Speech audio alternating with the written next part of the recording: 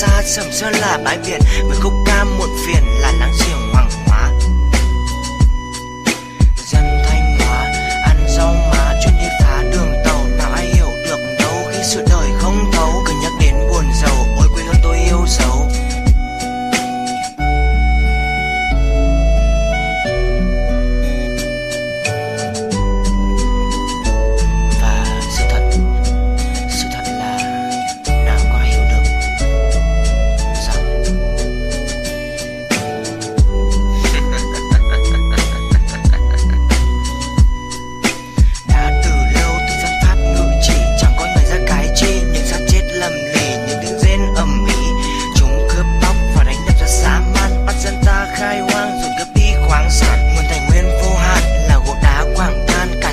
Việt Nam vẫn không ngừng lên án, dùng xe lửa chở hàng của nước ta mang ra cảng.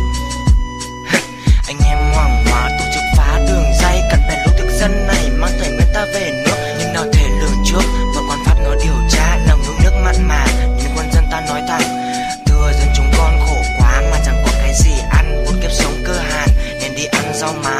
Đường dây kia đẹp quá nên rau má mọc bên, chẳng biết là của trên nên chúng con mới câu chuyện kia thật giả chẳng cần phải điều tra, chỉ cần hỏi ông bà, anh em hay cha chú chiến thắng Điện Biên Phủ cùng Thanh Hóa góp ra bao xương máu nhà nhà mới làm nên cách mạng.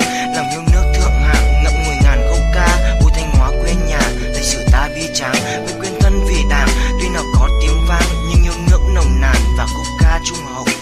Dân Thanh Hóa ăn rau má chuyên đi phá đường tàu, nào ai hiểu được đâu khi sự đời không thấu. Lại nhắc đến buồn giàu, ôi quê hương tôi yêu dấu. Dân Thanh Hóa ăn rau má chuyên đi phá đường tàu, nào ai hiểu được đâu khi sự đời